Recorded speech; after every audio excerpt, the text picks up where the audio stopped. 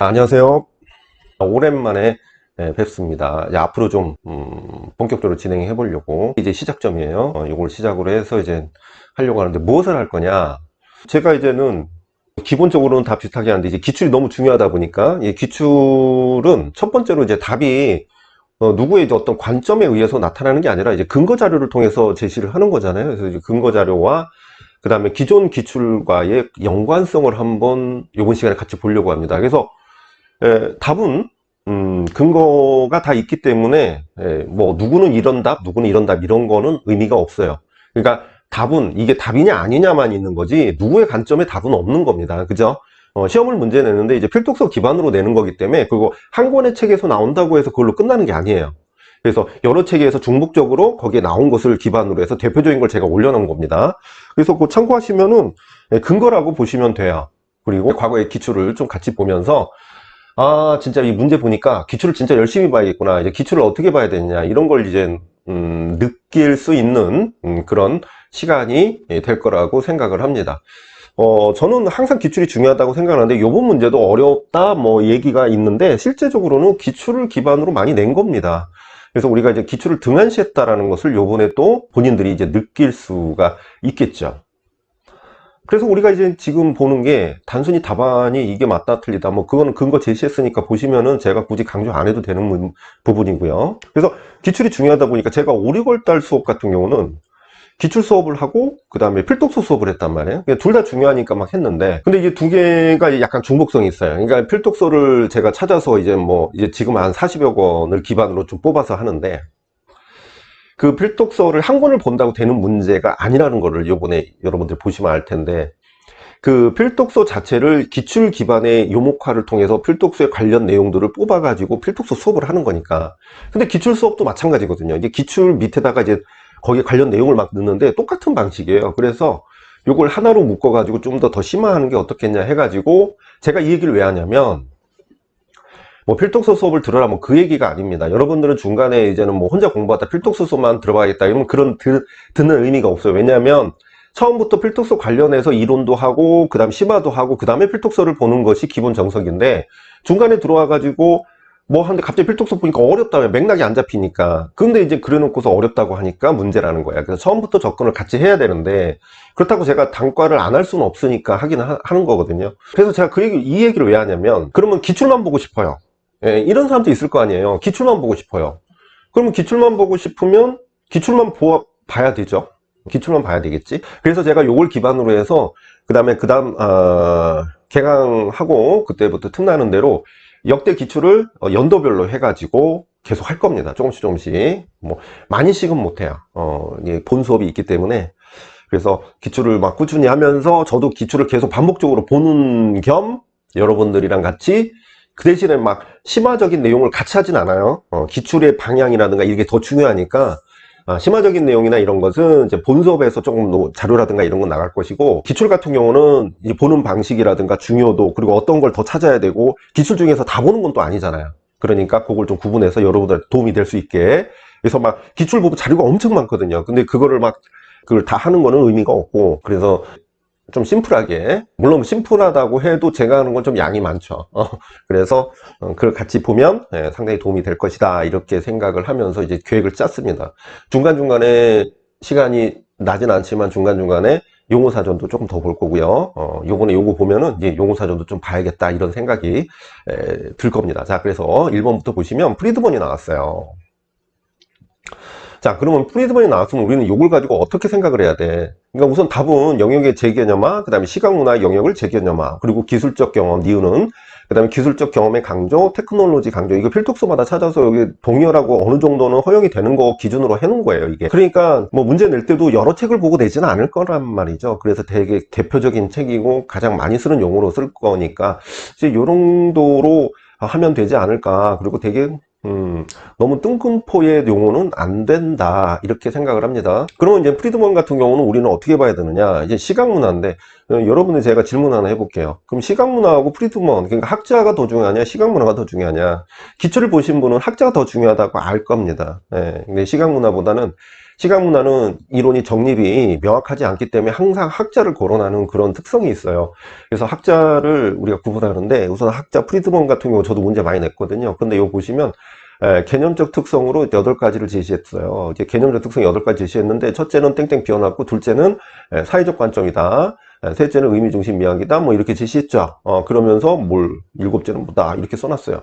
용어 쓰는 거란 말이야. 그럼 잠깐 그러면 요거 필독스 근거 볼게요. 이제 특정 책에서 이렇게 나오는데 이게 대표적인 거예요. 다른 책도 제가 찾아봤는데, 시각문의 영역 재개념하기, 뭐 사회 관점을 더하기, 뭐 의미중심 이야기, 뭐 이런 식으로 나와 있단 말이야. 이거 명확하잖아요. 명확하니까, 예, 이게 답이다, 아니다, 뭐, 이렇게, 누구의 어떤 관점엔 누가 이런 답을 했다, 이런 거 필요 없는 거야. 맞고 틀리고만 있는 겁니다. 그거 답답하게 자꾸 그 관점을 얘기해, 쓸데없이. 맞고 틀린 것만 있는 거야. 자, 기출 볼게요. 자, 1번 문제 기준으로 우리가 이제 뭘 보느냐. 2021년에 뭐가 나왔냐면 시각문화가 나왔어요. 자, 시각문화가 나왔는데, 이거 시각문화 어쩌고저쩌고 다 보진 않을 겁니다. 이렇게 나왔는데, 여러 가지 요인들의 이제 시각문화 특성이 나왔어요. 근데 여기 보시면 시각문화 교육의 취지에 맞도록 기억을 보완할 수 있는 수업 내용, 그리고 여기서 프리드먼이 나왔단 말이야.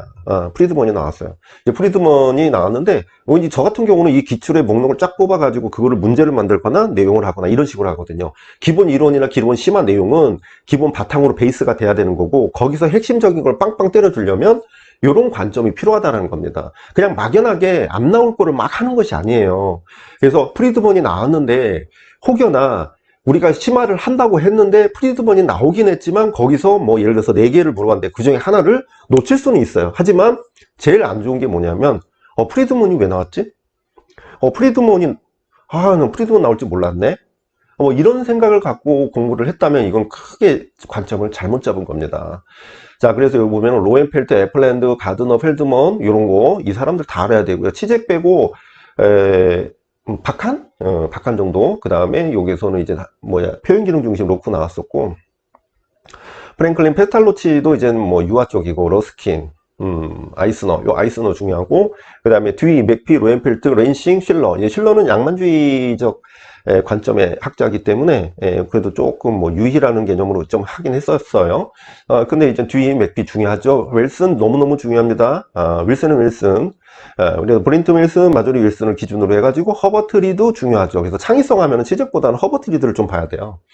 그 다음에 아이스너 또 나왔죠. 앤더슨, 아이스너, 로엔펠트, 앤더슨, 가드너 나오고, 아이스너 또 나오고, 허버트 리드 또 나왔어요. 그 다음에 아이즈너 또 나왔고, 애플랜드 또 나왔습니다. 아이스너 주장, 프리드먼 여기 나왔죠. 맥피 계속 나오고 있어요. 자, 그러면 우리가 여기서 뭘 느끼냐? 우리가 여기서 느낄 수 있는 건 반복적으로 나오는 사람이 또 나오고 이런다는 거죠. 이런 거를 놓치면 안 되지. 여기서 적어도 우선순위를 또 정한다면 여기서 제일 중요한 사람이 누구예요? 아이스너지. 아이스너가 제일 중요합니다. 우리가 지금의 교육과정이 바뀌었다 하더라도 학문 중심에 기반을 두고 있어요. 그래서 아이스너는 정말 중요하고, 그 다음에 발달 단계라는 개념이 나왔을 때도 역시나 관점이 약간 틀려지긴 하지만 우리가 로엔펠트를 또 빼놓을 수는 없단 말이야. 그리고 창의성 중심, 시각문화 중심으로 했을 땐 거기에 관련된 학자는 중요하게 다 집어서 봐야 된다는 것이죠. 그래서 여기에 나온 사람들은 기본 베이스라고 보시면 돼요. 이거 기출이야, 기출. 그러니까 되게 중요하잖아요. 우리가 이게 저 같은 경우도 이제 이 문제를 내거나 어떤 내용을 섭렵할 때 이 베이스를 놓치지 않아요. 여기서 확장을 하다 보니까 다른 사람도 나오는 것 뿐이지, 요번에는 막연히 이거 나올 것 같다, 이게 아니라는 거야. 맨날 본다.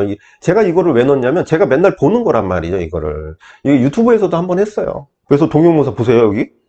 이거 똑같이 나왔죠? 이게 중요한 거는 여러분들이 이걸 똑같이 냈다고 이게 중요한 게 아니에요. 자, 제가 뭘 물어봤냐면, 이것도 중요한 거야. 제가 이걸 물어봤나요, 지금? 이거 안 물어봤어요. 제가 기억날 거야. 이거를 쓰라고는 안 나올 것이다. 이걸 쓰라고 나올 것이다. 제가 분명히 얘기했습니다.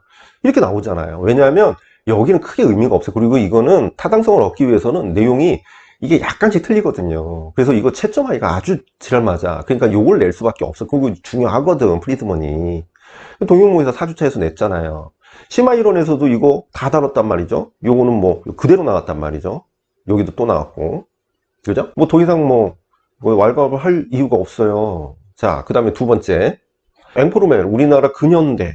근현대. 이 사람은 별로 중요한 의미는 아니고, 여기서 중요한 거는, 앵포르멜, 우리나라에서 앵포르멜 회화가 전개되면서 뭐 이렇게 조각도 전개되고 뭐 하면서 거기에 대해서 나오는 얘기인데, 내용 보시면 뭘 물어봤냐면 가로 안에 기억에 해당하는 미술과 그룹이 나왔어요. 우리는 봐야 되는 게 그룹이란 말이에요. 근데 그룹이 자주 나오진 않아. 간헐적으로 나오는데, 얘네들이 객관식화 되는 문제의 범위로 보다 보니까 이런 그룹의 명칭이라든가 이런 게 이제 나오기 시작했단 말이에요. 그러니까 단순히 예전에는 기출 보면 기법이라든가 막 그 뭐랄까 배경 정도가 있는데, 이제 좀 그걸 물어보는 그 범위가 좀 넓어졌다 이렇게 보는 거예요. 그래서 현대미술가 협회고요. 그 다음에 이거 보시면 뭐 이제 57년의 포인트는 아니고 이제 앵프루멜 운동에 관련된 거예요. 그래서 물론 연도도 보면 좋겠지만, 그래서 김창룡 박서보가 중요한 건 아니에요. 여기는 사람이 많이 섞이기 때문에 이걸로 판단해서는 안 되고. 그래서 핵심 포인트는 앵프루멜입니다. 근데 앵프루멜 조각에서 막 하다가 뭐 곤잘레스, 피카소에 영향받는데, 특히 곤잘레스와 피카소 하면 용접이죠. 그러니까 예, 이게 이제 어떤 기법이냐, 이게 기법에 또 막연한 거야. 그러니까 여러분들이 이제 그게 좀 있는데, 그러니까 기법? 무슨 기법이지? 아니면 뭐 양식? 어떤 양식이? 요게 너무 국한돼서 생각하지 말라는 얘기예요. 그러니까 얘네들이 문제 낼 때 기법이 맞긴 하지만, 우리가 흔히 용접이라는 게 기법, 방법, 뭐 이렇게 볼 수 있잖아요. 근데 요걸 그래서 놓치는 경우가 있단 말이야. 이게 철조도 돼요.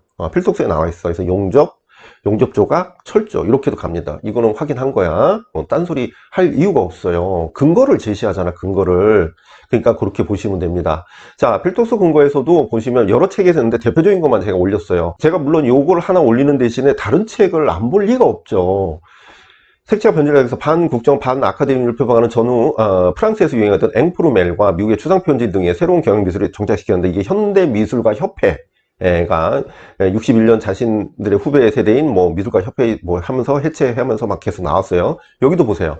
박서보, 요건 두 개 나왔구나. 김창렬 등으로 해서 앵포르멜 운동이 60년대 전반, 그래서 57년 정도죠. 그래서 상당히 확산됐는데, 한국의 앵포르멜 전반적인 특징은 어둡고 감상적이었는데, 조각에서 이제까지 청동이나 석조 대신에, 자 보세요, 청동이나 석조 대신에 철조 조각이 새롭게 등장했는데, 송영수, 박종관 조각 등 용접기법 나오죠. 용접기법 나오죠. 용접기법. 그래서 용접기법의 표면 부식을 시도했다. 그래서 여기서 앵포르멜 미술운동, 외형적인 유럽의 앵포르멜과는 미국의 추상표현 운동을 모두 받아들였지만은, 무엇보다 중요한 것은 이 운동의 기존 세대를 대항하는 일종의 아방가르드라는 성격이고, 그게 현대미술가 협회였다. 이렇게 요것만 봐도, 제가 여기 막 연필로 줄친 거 보이시죠? 이게 필독서에서 이렇게 거론했단 말이에요. 자, 기출 볼까요? 자, 근데 기출 보면은 잠깐 내가 확대를 해볼게. 기출 보면은 얘 어떻게 느껴져요? 병관식 뭐 이렇게 하면서 나왔고, 김관우 해질녘 나왔고, 성재 작가 위주로 나왔고, 박서보 원형질. 요 박서보 원형질 같은 경우는 뭐야? 앵포르멜이죠. 예. 근대 현대조각 그 특징 김복진 나왔었고, 그다음 병관식 시점 나왔고, 이상번 동연사. 여기서 보면 동연사 나왔죠. 동연사가 뭐야? 그 단체, 단체가 2022에 단체 한번 나왔어요. 그러니까 여기서 힌트를 얻을 수가 있는 거죠. 그래서 저는 근현대 단체를 다 모아서 정리를 한번 한 적이 있는데, 애들이 깜짝 놀래가지고 이걸 다 해야 되냐고. 근데 이제 다 하는 건 아니죠. 그러니까 정리를 그래도 니네들이 한번 선택적으로 봐라. 정리는 내가 해줘야 되는 입장이니까. 근데 이제 관점이 필요한 거야. 그래서 앵포르멜. 그래서 우리가 근현대에서는 1910년대에서는 이제 외강파 위주로 진행하다가 1935년부터는 우리나라의 고유 양식, 그래서 모던 아트 등들이 등장하면서 이제 표현주의와 야수주의적 특성 나오고, 그러면서 우리나라의 동양화 형식은 뭐야? 사경산수가 나오죠. 그래서 사경산수로 해가지고, 사경산수의 특징, 그러니까 사경산수라는 걸 쓰는 게 나왔었어요. 그러면서 동영사도 덩그리. 그러니까 무슨 말이냐면, 1910년대와 선전이 유행했을 때, 그 다음에 35년도, 그 다음에 60년도, 그러니까 60년도 기반에서 57년부터 60년도 앵포르멜, 그 다음에 80년. 이런 식으로 해서 중요한 포인트가 있다는 거야. 거기에 그 관점이 단체가 됐든, 작가가 됐든, 그 관점으로 봐야 된다는 거야. 이걸 봐도 모르는 사람이 태반이라는 거지. 왜? 여기 대부분 어디에 있는 사람들이 나왔지? 연도로 보는 거야. 근현대는 우리가 일제강점기를 기반으로 해가지고, 시작으로 해서 그 특징을 어떤 식으로 풀어나가는지 그 시대적 상황이 딱딱 연도별로 나와 있다는 거죠. 그래서 이렇게 나왔어요. 이제 2022년도에 보면은, 이렇게 초록 나왔고, 그래서 동연사. 제가 이걸 뭐 다 읽고 하기에는 이게 이제 페이지가 좀 많아요. 제가 이거 카페에 올려놓을 거거든. 그러니까 그거 받아서 보세요. 여러분 두고두고 어떻게 공부를 하나 이거 받아보세요. 근데 이게 60페이지가 돼. 그러니까 뭐냐, 이 근거 자료 뭐 이렇게 넣다 보니까 60페이지가 되는 거지. 나도 해놓고 깜짝 놀랐어요. 사경산소 이렇게 나오는 거. 예, 그래서 뭐, 삼성 시마일 현대미술가협회, 여기 앵포름에 나와 있고, 그 다음에 뭐, 여기서 용접 조각이 유행을 하면서 뭐, 60년대 요거 한번 같이 얘기 봤었고요. 자, 그러면서 이제 3번 문제를 보겠습니다. 3번 문제 보면은, 그래요. 우선 그걸 알아야 돼. 중국이, 매번 나오진 않았어요. 매번 나오진 않고, 간헐적으로 나오다가, 이 한국이 줄고 중국이 좀 많이 나오고 있는데, 그건 어떻게 될지 몰라.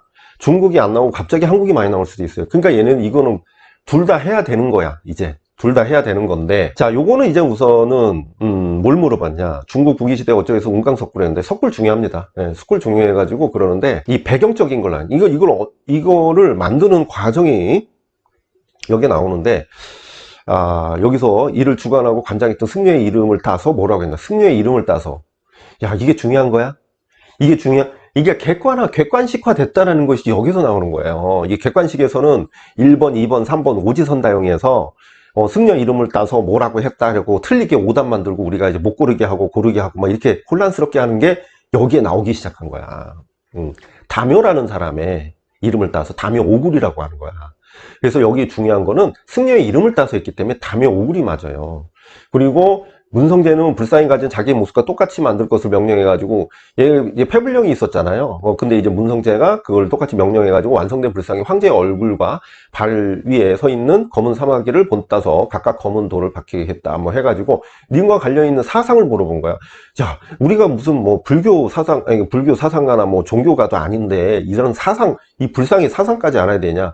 어쩔 수가 없는 거야. 그래서 이거는 우선 중요한 거는 석굴이 중요하다는 판단에서 거기서 선택적으로 우리가 공부를 하는 거지. 그게 관점이 정말 중요해진 거예요. 근데 그 관점은 어디서 나느냐? 기출에서 난다는 거야. 그래서 왕즉불, 황즉불도 되고요. 왕이고 부처다. 그 다음에 황제 즉당금열의 사상 이렇게 볼 수가 있어요. 요건 다 답이 돼요. 예, 요거는 많이 쓰는 거다. 그래서 여기까지 답이 되는 거야. 그래서 필독서 근거 보시면은 여기 보시면 이들은 운강의 초기 오굴은 담요의 청을 받아들여서 조성했기 때문에 담요 오굴이라고 한다. 여기 또 그대로 나왔죠. 태무제는 혹독한 패불에 경험한 담요는 황제가 곧 현세 열애라는 입장에서 황제 즉당금열애 여기 또 나와 있죠. 예, 그래서 똑같은 거야. 똑같은 거. 이게 뭐 말 좀 열애다. 뭐 황제가 곧 열애다. 열애가 석가. 그 당연한 거 아니에요. 그러니까. 여기 보시면 또 있지. 사문계 여기 담요가 주관으로 경성에 모여서 서무주산에 석굴을 개착하고 불상을 조성했는데 이것은 현존하는 운강석굴이었어요. 근데 운강석굴은 담요는 5개의 석굴을 건조해서 그거를 담요 오굴이라고 불리운다. 이렇게 이 필독서를 안 보면 근데 필독서 아무거나 막 보고 그게 돼요? 그러니까 필독서 하나 뭐 문제 나왔다 해가지고 그거 보면 그 다음에 문제 또 나오나? 안 그렇다니까. 관점을 가지고 선택을 해야 돼. 예전에는 어떤 중요한 필독서가 있으면 거기서 그냥 문제를 냈는데 지금은 그게 아니에요. 중요하게 내가 생각하는, 예를 들어서 나는 운강석굴 담요 5구를 내야겠다라고 생각을 했다면 그거를 책을 찾아보는 거죠. 방식이 완전히 달라졌어요. 그래서 이렇게 나왔고, 그 기출 보시면은 요거는 뭐 딱히 연관된 건 없고요. 이게 2012년도에 뭐 불상 여기 나오다가 여기서 한번 살짝 걸어놓은 거 그냥 요건 그냥 제시한 거고, 그 다음에 3, 4월 심화이론의 필독서 강의에서 여기 제가 수업할 때 보면 태무제 손자인 문성재가 할아버지와 달리 불교에서 할아버지는 이제는 이거를 이제 거부했었잖아요. 그래서 폐불령을 내렸었는데 불교 숭상을 정책을 폈어요. 당시 불교교단의 통솔한 담요가 문성재에게 부귀의 과거 황제 5명에게 바치는 5개의 석굴을 했는데 그것을 이제 29로 해서 담요 오굴 여기 나와 있죠. 그래서 운강 초기 오굴은 담요의 청을 받아들여서 조성했기 때문에 담요 오굴이다 이렇게 나오잖아. 이 그대로 제 책에 있습니다. 그래서 심화 이론은 상당히 중요해요.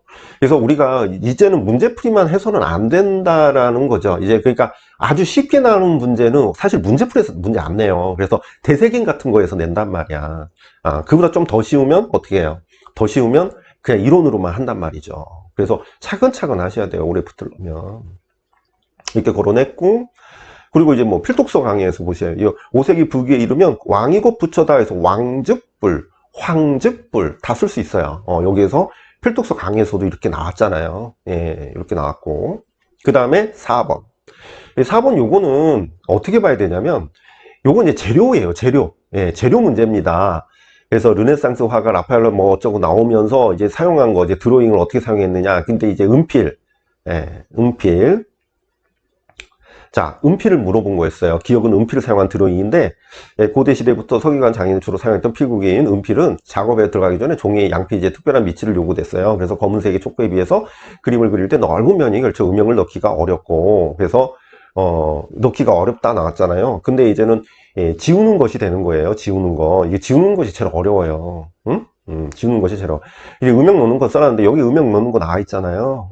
여기 보면은 양피지에 밑을 넣고 검은색 촉구에서 넓은 면에 걸쳐 음영을 넣기가 어렵고 무엇이 어렵다. 근데 이제 이 음영이 넣는 것은 안 된다는 거죠. 이거 쓴 사람이 있단 말이야. 그래서 제가 이걸 왜 그러냐면, 이거 왜 그러냐면 여기 이제 같이 세트란 말이죠. 세트. 요거는 이제 안 된다라는 것을 이제 얘기하고자 하는 거고, 필독서 근거 보시면 똑같이 이거 나와 있죠. 지금 요거 똑같죠. 예, 똑같아요. 이거 제가 찾았는데 다행히도 제가 갖고 있는 책에 다 있어가지고. 근데 요번에 또 하면서 다른 책에서도 이제 검색해 갔을 때 거기에 관련된 서적을 더 샀는데 지금 내가 벌써 이제 뭐 거의 16권인가 샀어요. 16권 사서 그거 다 작업해 놔가지고. 근데 요거 지금 보시면은 지우는 것이 거의 불가능했다. 여기 나오죠? 지우는 불가능하고 걸쳐 음영을 넣기가 힘들었다. 요거 나오잖아요. 그러니까 여기 둘 중에 요거 해당된다. 이제 그거 얘기하려고 하는 거야. 그러니까 요거는 오해할까봐 요걸 지워야겠다. 지우는 것입니다. 예, 다른 거는 안 될 것 같아요. 그래서 기출 보시면 요거 잠깐 크게 할게요. 자, 요거 보시면은 지금 제가 요 재료 보시면은 뭐 여러 재료가 다 나와요. 아크릴과 이건 뭐 연필 종류만 나오는 게 아니에요. 아크릴, 프레스코, 뭐 매체에 대한 용제, 투명 수채화와 가슈, 그 다음에 프레스코 또 나왔고요. 전통 채색화에 대해서 나왔고, 상긴 연필 나왔었고, 템페라 재료, 노른자, 식초 나왔었고요. 먹외정주, 송염문, 유연문, 아까 재료이죠, 재료. 그러니까 여러분들은 뭐가 더 나올 건지 이걸 예상하지 마. 이거는 무조건 재료는 다 해야 되는 거예요. 몇 개 안 됩니다. 생각보다 다 해야 되는 거라고. 몇 개 안 된다고요. 근데 어떻게 하느냐, 이거 명확하게 들어가야 돼요. 얘의 단점이 뭐고 장점이 뭐고 그걸로 끝나면 안 돼요.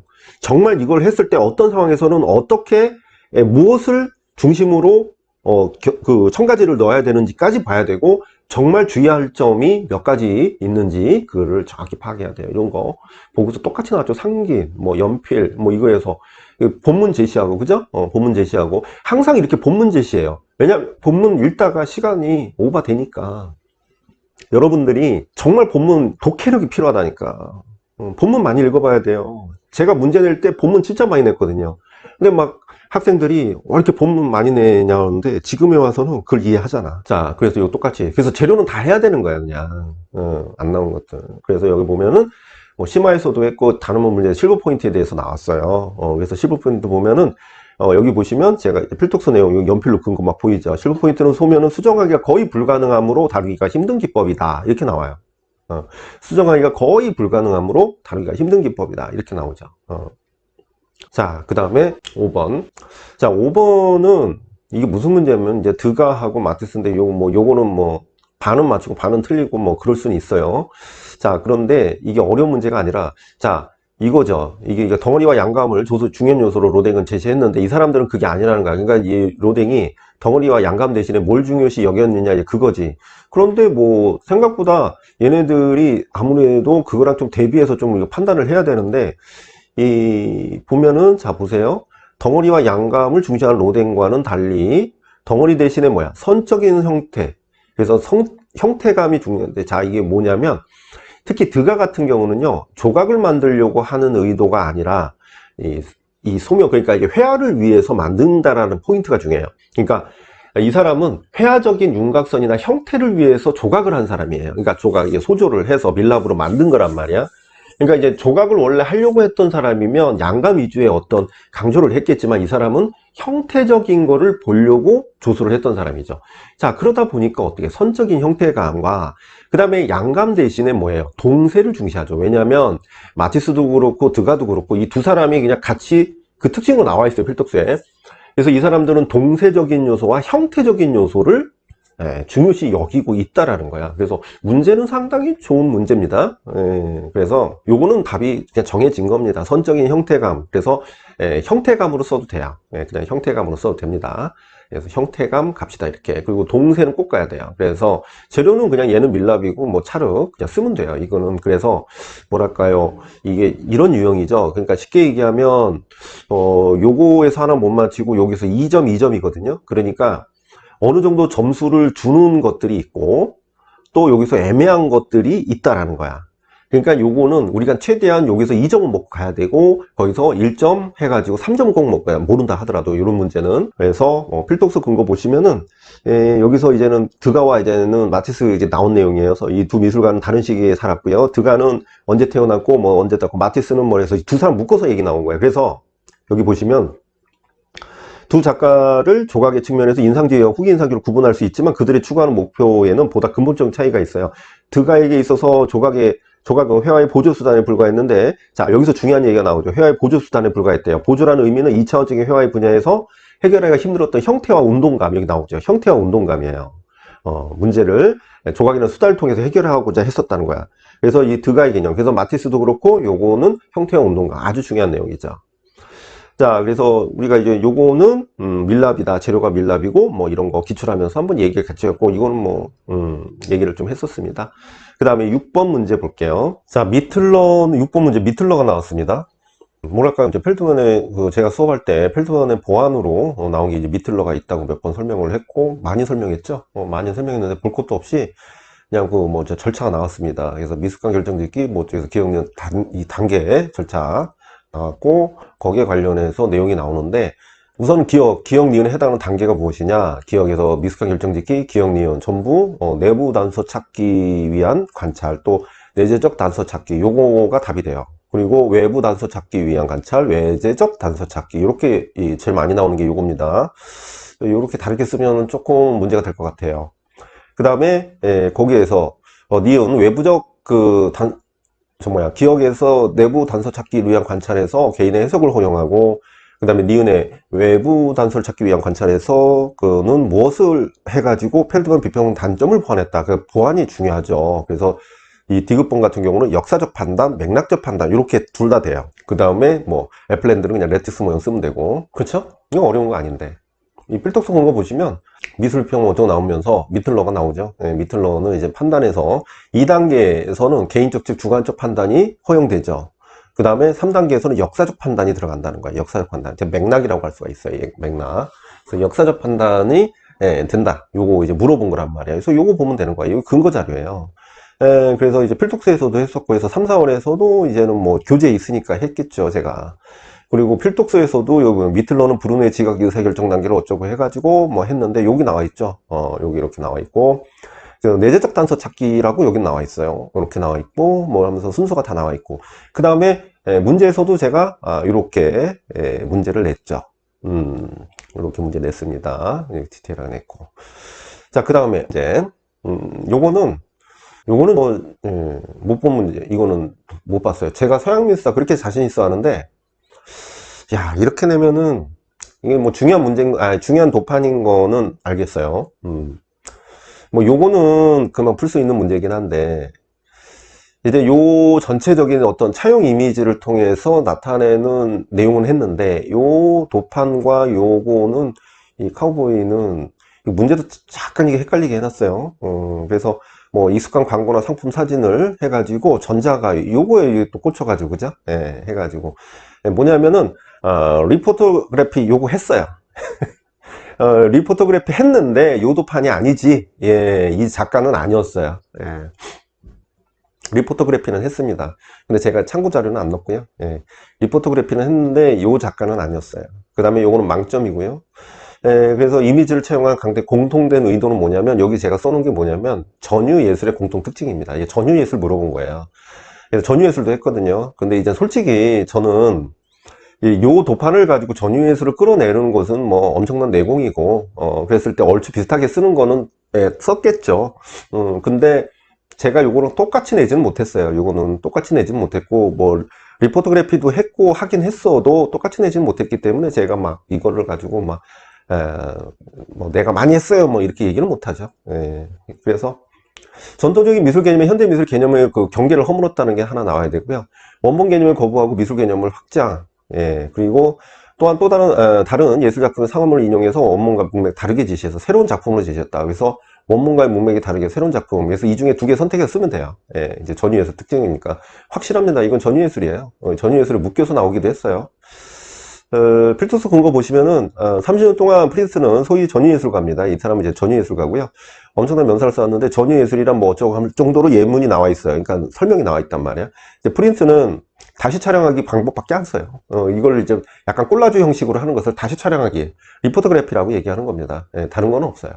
그리고 이제 필독서 강해에서 이제는 뭘 했냐면, 이제 필독서 강해와 그 다음에 이제 서양미술 용어 사전 있잖아요. 제가 유튜브로 찍은 거. 솔직히 기본 이론적인 거에서는 하긴 했어도 이제 이게 용어 사전 강좌가 괜찮습니다. 제가 시간 내서 하는 거지만 여기서 보면은 이 사람이 특징이 이 재촬영이라는 개념이 나와요. 그래서 제가 막 요거 체크도 하고, 여기 지금 볼펜 증거 보이죠? 여기 막 이런 차용해서 경향 맞춰서 했다, 이 카우보이 해가지고 막 줄쳐서 했잖아요. 이렇게 해가지고 뭐 했던 거 나오고 전위예술 나오고 요거 했었어요. 이렇게. 근데 뭐 요걸 가지고 제가 막 뭐 강조하고 싶은 마음은 없고요. 문제 잘 냈다. 이제 앞으로 이제 정말 뭐랄까요, 그냥 단순 암기로는 절대 문제를 풀 수가 없다. 여기에 내재된 내용을 우리가 응용을 할 수 있어야 된다는 개념이 정말 중요하다. 이렇게 우리가 결론을 짓고 있습니다. 그래서 답은 여러분들이 이거 가져가서 확인해 보시고, 필독서 공부 확인했으니까 제대로 나오고. 자, 그 다음에 8번 문제입니다. 8번 문제도 요거는 이제 했는데, 요거가 이제는 뭐 동방양식 요거 했었고, 그 다음에 요것도 이제는 뭐 이제 교과서 분석 하면서 했고, 요 문제, 요 사람 같은 경우는 이 고급 같은 경우 있잖아요. 요거는 뭐 다 풀었지 않겠나 그래요. 그래서 가르쳐 기억에 해당하는 게 동방양식이고, 그 다음에 시누아즈리, 그리고 여기에서 이제 자포니즘의 그 우교의 영향을 받아서 나타난 특징, 그건데 평면적이고 밝은 색세법 이게 나오죠. 이제 평면적이어야 되고 밝은 채색법 나와야 되고 윤곽이 분명한, 그래서 윤곽성 강조. 그 다음에 대조적이고 장식적인 선적 문양, 그리고 배경 물어봤는데 이제 산업혁명은 나와야 되고요. 만국박람회 나와야 되고, 그리고 파리 만국박람회도 그게 이제 그걸 통해서 우교의 도자기들이 수출했다. 이제 그게 중심이에서 산업혁명을 위해서 만국박람회, 요게 중심입니다. 그래서 이제는 교과서 분석에서 보면은 이렇게 이제 시누아즈리가 이렇게 나와 있어요. 또 보시면 좋을 것 같고, 오리엔탈리즘의 이제 용어 사전에서 보면은 여기서 시누아즈리가 여기 나와요. 요거 하면서 같이 한번 얘기했던 것 같고, 여기도 나오고요. 자포니즘의 특성에서 우교의 판화에 명암 없는 단순한 색채와 평면한 면, 윤곽성 강조, 여기 나오죠. 요것만 봐도 자포니즘의 특성 딱 명확하게. 생각보다 괜찮아요. 요 내용만 봐도. 그래서 문제에서도 동방양식 여기 냈었거든요. 요게 동방양식이에요.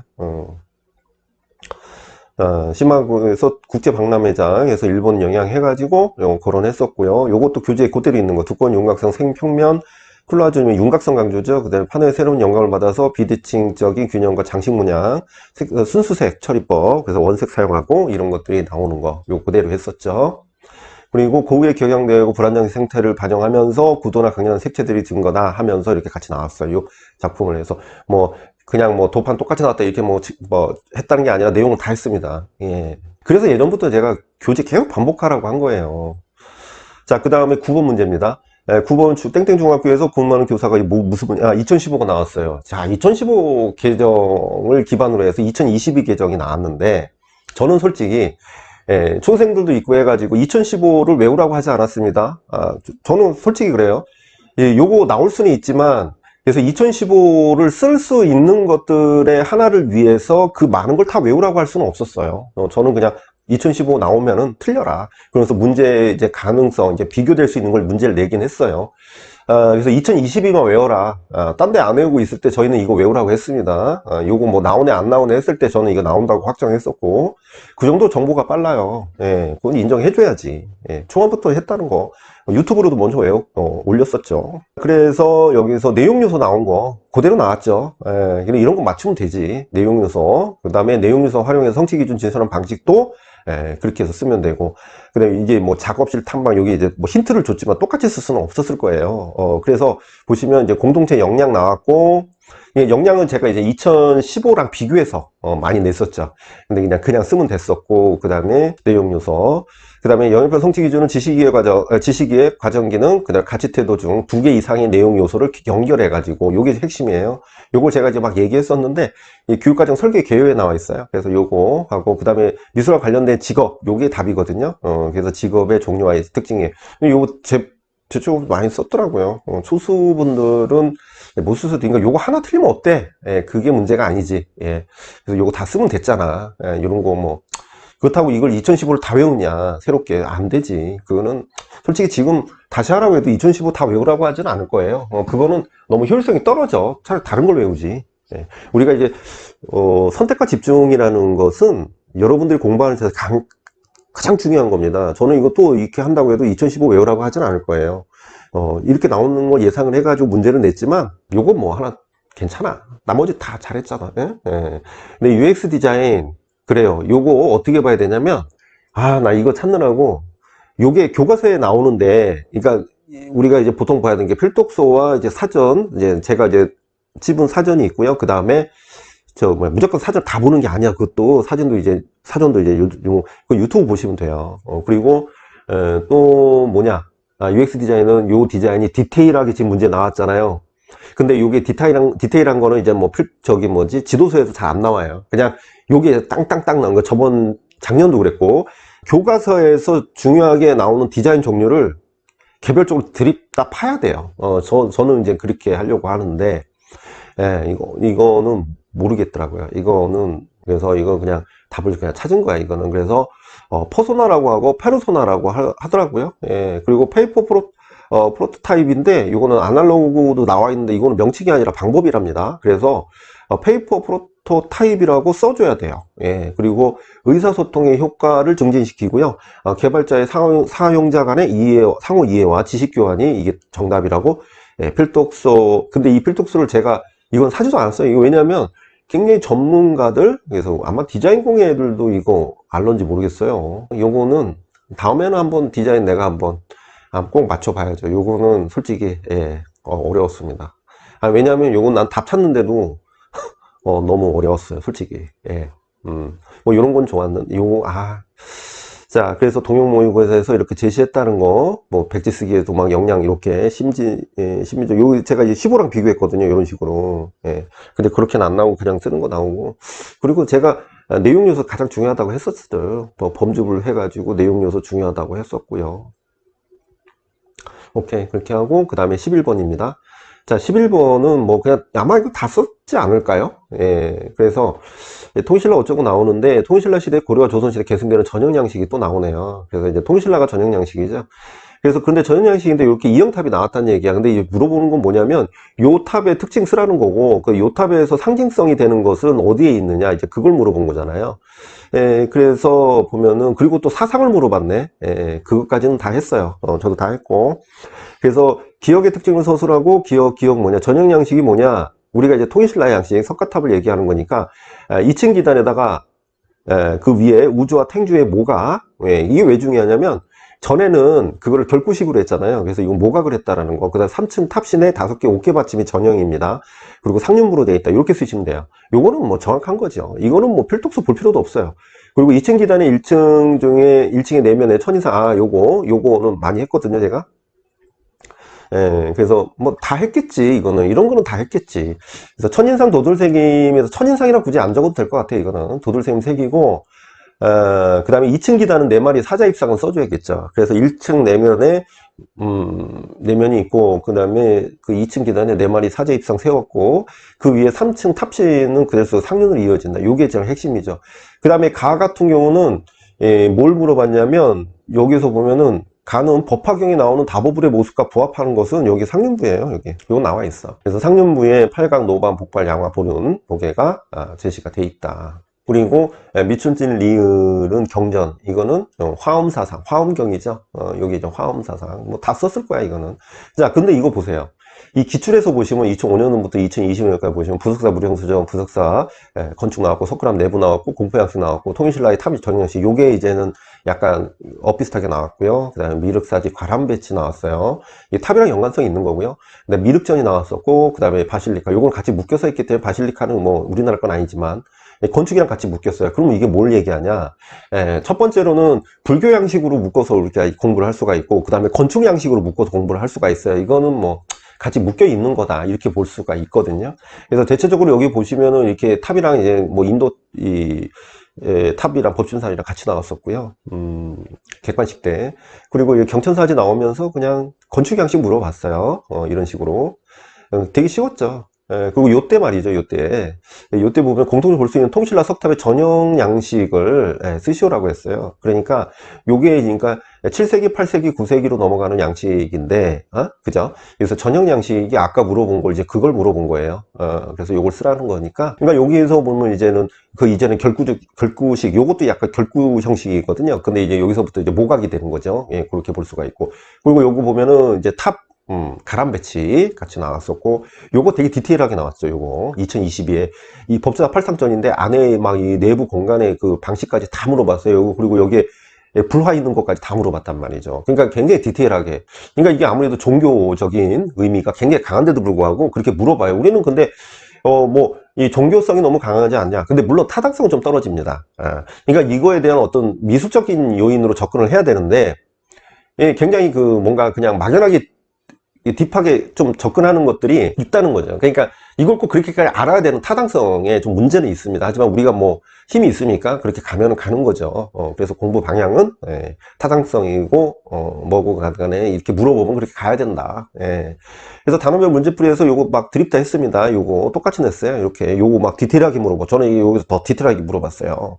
답안 얘기하면서 화엄사상까지 물어봤거든요. 예, 같이 물어봤고, 네, 동영모 2주에서 전형탑의 특성 완벽하게 물어봤고요. 그 다음에 12번입니다.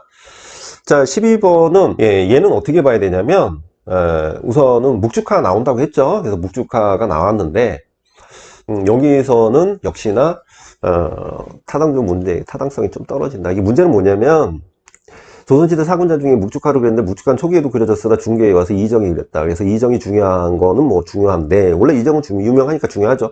근데 묵주카가 중요하죠. 그래서 하나의 전형을 이루면서 크게 발전했는데, 중요한 거는 이 사람이 후기에 유독자한테도 영향을 줬어요. 근데 어떤 부분에 영향을 줬냐면 전체적으로 우리가 이제는 그 묵주가의 종류별로 그리는 형식에 영향을 크게 줬단 말이야. 그런데 여기서 중요한 건 뭐야? 대나무의 아까디에 거리감 표현한 거, 그건 뭐 당연한 거죠.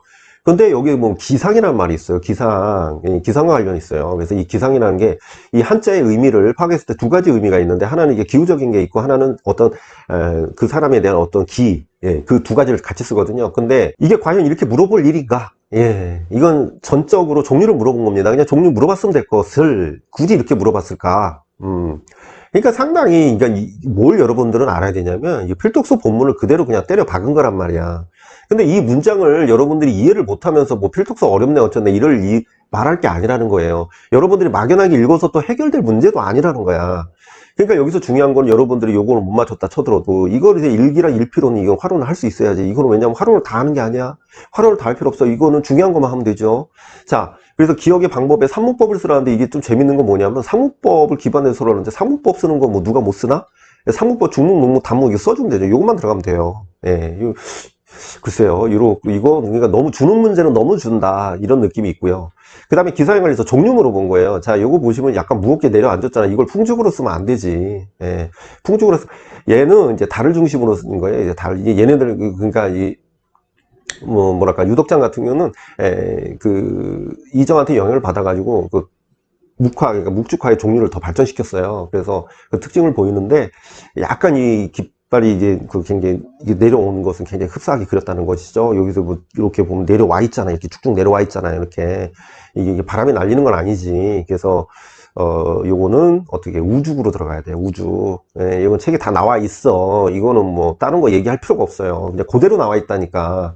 그리고 일기는 그의 사상, 감정을 표현하는 대상이 표현으로 대상이 지닌 형상을 추구하는 것보다 화가의 생각을 표현하는 것이고 내면의 정신으로 혼연일체로 제시하는 거고요. 일필은 문인사들의 선비들의 은일 정신을 창조한 필묵 형식을 얘기하는 거야. 이렇게 정확히 써야 돼. 이거는 다르게 쓰면 안 돼. 자, 그래서 우리가 이제 기출 조선 중기를 봤을 때 우리가 요거 자세히 이렇게 보자. 그러니까 요거 뭐냐면 얘 지금 묵주가 나온 건 제가 맨날 나온다고 했잖아요. 근데 문제는 뭐냐면 조선 중기는요 다 나온다고 봐야 돼요. 그러니까 여기 보면 기출 중심, 조선 중기 중심의 관점으로 봐야 된다는 뜻이야. 그래서 여기 보시면은 자, 뭐뭐는 조선시대 문인화가들 해가지고 뭐 세안사무 나오고 해가지고 이정이 나와요. 그리고 후기에 유덕장한테 영향받아가지고 영향을 주고 신이 대표적이다 하면서 요게는 뭐 1등은 뭐 죽이고 뭐 2등은 산수고 3등은 인물 영모고 하면서 요런 거 나왔었잖아요. 그래서 이정에 대해서 살짝 거론을 했고 그게 중요한 건 아닌데, 자, 문제는 뭐냐면 여기 보시면 뭐가 나와? 화조화가 나오죠. 이게 시기적인 용모와 특징 나온단 말이에요. 연도를. 16년에 또 뭐가 나와? 화조화가 나오죠. 조선 중기 화조화가 제일 유명하잖아요. 그리고 18년에 뭐가 나와? 요거 이제는 화조화, 그 다음에 고사 인물 또 나오고, 그 다음에 중기에 또 뭐야? 이 중기 같은 경우 절파적 특성이 있긴 하지만 안견 화풍과 절파의 절충 화풍이 나오는데 그게 대표적인 사람이 누구야? 이징이란 사람이잖아. 그래서 이징이 안견 화풍과 이게 좀 어떤 과도기적 특성을 쓰면 되는 거였거든요. 그리고 또 여기 보면은 화조화가 또 나왔어요. 그죠? 요 밑에 보면은 여기 보면은 절파도 나오고, 그죠? 이제 절파가 잘 안 나왔었는데 절파가 또 나왔어요. 그러니까 이 기출에 대한 의미는 둘째고 뭐가 나왔느냐가 중요하다는 거야 지금. 그죠? 자, 지금 이렇게 했는데 지금 요거에서 절파에, 그러니까 중기에 해당하는 애들은 상당히 사회적이고 뭔가, 절파는 우리가 이제 원체화풍의 특성을 갖고 있는데도 불구하고 사회적인 요소가 들어가 있단 말이죠. 그러니까 선비 정신을 반영하면서 기법은 절파적 특성을 쓰는 거예요. 그래서 그 특이점이 굉장히 강한 거야. 그래서 어렵지는 않은데 얘네들 다 파악은 하고 있어야 돼요. 몇 개 되진 않잖아. 골고루 나왔다는 얘기예요. 골고루. 아주 골고루 나왔어요. 그러니까 이제 저는 이걸 왜 강조했냐면 묵주가가 안 나와. 너무 중요한데 이 그림이 우리가 묵죽하는, 우리가 좋아하는 돈에도 그려졌잖아요. 근데 왜 안 나오냐는 거야. 그래서 이건 당연히 나오는 거고, 우리가 화론에서 일필과 일기론 예찬 기준으로, 예찬이 중요하니까 당연히 했지 이거는. 그래서 오리고래 한번 다뤄드렸고, 그 다음에 대세김백지에서도 뭐예요? 이거 뭐 형화의 필법기 풍경의 사계 중에서 뭐, 아 요건 아니구나, 일필과 일기론에 대해서 세 가지 특징, 대세김에서 이미 다뤘네요. 그러면 대세김에 달았으면 딴 데 안 달았을 거예요 제가. 그러니까 대세김에 다룬 거는 단원별이나 모기요소 잘 안 다뤄요. 그러니까 거기에 순서에 맞게 제시하는 거예요. 이거 보세요. 이 묵죽도가 얘가 풍죽도잖아요. 뒤에 교재에 그대로 있는 겁니다.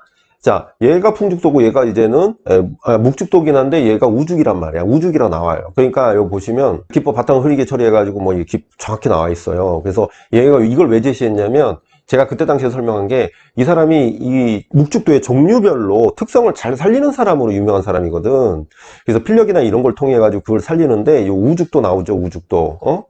우죽도. 그래서 후반기 활동의 지면목을 보여주고서 우죽은 대학성 구도를 줄기가 진한 먹으로 그려졌고 그 뒤로 옅은 먹을 사용해 가지고 그림자, 이게 삼묵법을 썼다는 거고, 그림자에 나타난 대나무의 한 줄기로 그렸는데 쭉 처진 모습으로, 뭐 물을 머금은 모습으로 표현을 했다는 거야. 동형모의고사 이거 지금 실제 시험 문제하고 아주 흡사해 보이죠. 이거 그대로 냈다, 이거. 그죠? 그러니까 제 관점이 정확해요, 사실은. 뭐 이런 말 하긴 뭐한데, 아주. 그리고 여기 아예 그냥 풍죽도를 옆에다 깔아놨잖아요. 그리고 저는 이제 통죽이 좀 나올 것 같아서 통죽 같이 했어요. 그리고 교과서 분석에도 나왔어요. 여기 보시면 이거 똑같은 도판이잖아. 근데 여기 보면 비가 내려 촉촉히 젖어있는 대나무 표현에 우죽도로 속세에 티를 씻어낸 맑은 대나무, 우죽에. 그러니까 무슨 뜻이냐면 얘가 나온 것은 우죽이라는 개념밖에 안 나와요. 우선은 그 개념으로 나온다. 삐용 넘어가네요. 제 연구실이 이게 또 끝나는 시간이 있어가지고 빨리 치고 가야 돼요. 다음은 섬유공예 수업 시간에 교사와 학생들이 나눈 대화다 하면서 그냥 그래요. 뭐 볼 거 없고, 답은 기억본 볼게요. 자, 이미 진하게 염색된 직물에 색을 빼내어서 문양을 만들 수 있습니다. 이때 약재를 섞은 풀로 원하는 무늬를 표현한 후에 증기 처리해가지고, 증기 열 처리를 해가지고 그 부분을 탈색시키는 기법이다. 탈색은 발염이죠. 발염 나왔고, 발염 나왔는데 또 다른 색으로 문양 넣고 해서 바트스 염료를 제거해서 동시에 새로운 색소를 고착하는 거 있다. 착색 발염이죠. 뭐 이거는 굳이 찾아볼 필요도 없는 거잖아요. 그죠? 그래서 기출 보시면은 요거 좀 크게 합시다. 자, 요 기출 요 크게 보면 어때요? 느낌이 홀치기업 나오고 합성염료 나오고 뭐 똠똠 나오다가 뭐 칠보공에 다른 기타 공에 나오고 그 독해물 읽고 발염 쓰는 거 나오고 뭐 좀 하다가 뭐 목공에도 뭐 사계물림도 나오고 금속공에 나오고 납방염 나오고 뭐 그리고 한지공에 평탈 뭐 이런 거 다풀 작용 도침질 나오고 뭐 이런단 말이에요. 우리는 어떻게 생각을 해야 되냐. 공예는 얘네들이 디자인하고 공예는 약간 난이도를 맞추려고 하는 문제 유형이에요. 그러니까 맥락은 없어요. 그냥 공예 대부분 아마 다른 선생님들 책도 그렇고 뭐다 나왔을 거예요. 그래서 아마 발음, 착색 발음은 다 맞추지 않았을까? 요거는 맥락이 없습니다. 그냥 기출 봐도 아 이건 다 해야겠는데? 뭐 이런 생각이 들죠. 보시면 뭐 2014년도에 뭐 염색공예 뭐 나오면서 어쩌고저쩌고 나와요. 그러면서 바탕색이 무늬보다 더 진한 색이니까 다른 방법을 시도해보면 어떨까요? 어떤 방법이 필요한 바탕색을 먼저 가발성 염료로 친염을 연상시키고 또 환원 약재를 함께 넣어서 무늬를 프린트하는 방법이 좋을 것 같아요. 뭐 하면서 역시나 발염이 나왔었어요. 그죠? 그래서 제가 이제는 여기서 나온 게 뭐냐? 뭐 여기 보면 그대로 나와 있죠. 발염 나와 있는데 이제는 뭐 착색 발염이 나오죠. 발색 부분에 다른 색을 착색시켜 착색 발염 뭐 이렇게 보면 되고 요거는 조형유사 원리 물어보는 거야. 조형유사 원리. 아까도 조각인데, 약간 조형유사 원리를 물어보는 거지. 조형유사 원리를 물어보는 것은 새로운 양식은 아니에요. 예전에 과거에 나왔었던 기출이 있었고, 이 조각을 가지고 이제 조형유사 원리를 물어봅니다. 그래서 브랑크시, 그죠? 그래요. 브랑크시는 중요한 거는 뭐 누구나 다 아는 거예요. 근데 그 외의 작품도 하는데, 여러분들 잘 들으세요. 이 작품을 가지고서 특징을 어떻게 구분할 거야? 여기서 물어보는 방식으로는 공부하지 않아요. 이게 무슨 뜻이냐면, 특징은 특징인데, 이게 조형 요소의 어떤 그 관점을 중심으로 했다라는 뜻이에요. 그러니까 여기 보시면은 뭐 끝없는 기둥과 키스의 문, 침묵의 테이블을 거리두고 공원과 안과 밖으로 일렬로 배치되어 있는데 이 작품은 주변 공간을 구성 요소를 적극 수용하면서 무엇과의 조각을 공존시킨다. 그죠? 무엇과 공존, 환경이에요. 환경. 근데 이거를 흔히 우리는 뭐라고 하냐면 독해 문제라고 합니다. 이건 환경적인 요소. 여기 뭐 다 보면 예문이 나와 있잖아요. 환경. 이거 책에 그대로 나와 있어요. 프랑크시의 다른 작품에 사용됐던 가위 테이블 걸상, 그 키스의 모티브를 형상은 무엇이라는 조형 원리를 사용해 시각화한 것이다. 그랬을 때 반복입니다. 그러니까 반복적으로 계속 모티브를 사용하는 거예요. 그러니까 이 키스라는 작품이 또 있잖아요.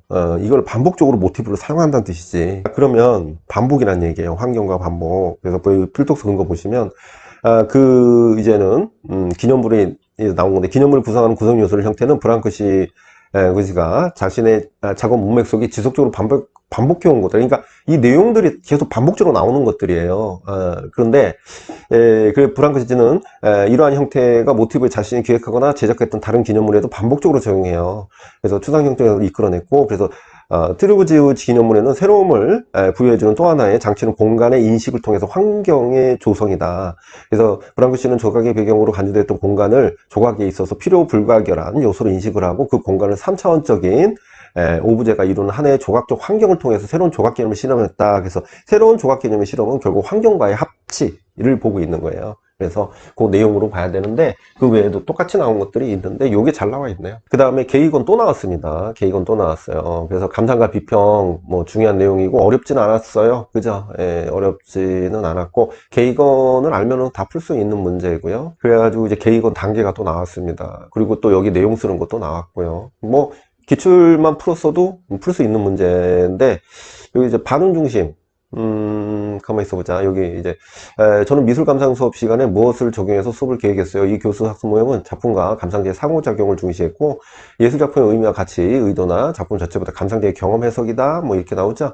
반응 중심 학습법 나왔고 문제의 명확화, 그다음에 인상주의 작품의 맥락적 배경에 관해서 관찰과 실험 조사를 통해 가설을 증명한다. 이렇게 나와야 되고 인상주의 작품의 의미와 가치에 대해서 결론을 다른 작품의 의미와 가치 결정에 적용한다. 이렇게 나와야 돼요. 자, 그럼 필독서 근거로 봤을 때 근거가 뭐냐? 이렇게 나오는 거야. 근데 이 필독서는 의미가 없어요. 이거는 책에 똑같이 나와 있기 때문에 이렇게 나와서 이렇게 내용을 쓴다. 근데 얘는 같은 경우는 기반으로 했기 때문에 똑같이 나왔어요. 자, 보세요. 기출 보시면 얘는 좀 전체적으로 볼 필요가 있어서 이렇게 하는데 스톨리츠 나왔고 아이즈너 비평 6가지 나왔고 펠드먼 나왔고요. 그 다음에 논술러 수용미학 나왔었고 벌트 베냐민 그 다음에 게이건 또 나왔어요. 게이건. 앤더슨. 자, 게이건 또 나왔죠. 그 다음에 수용미학 또 나왔어요. 수용미학도 지금 반복적으로 나오고 있어요. 그 다음에 필드만 앤더슨 비교. 앤더슨 또 나왔죠. 여기. 그 다음에 크라이벨의 의미 있는 형식. 디키 제드론 나왔고. 그 다음에 듀이 단계 비교. 게이건 또 나왔었고. 그 다음에 스톨리치 비평 나왔었고. 그러니까 지금 나온 사람 반복적으로 나오죠.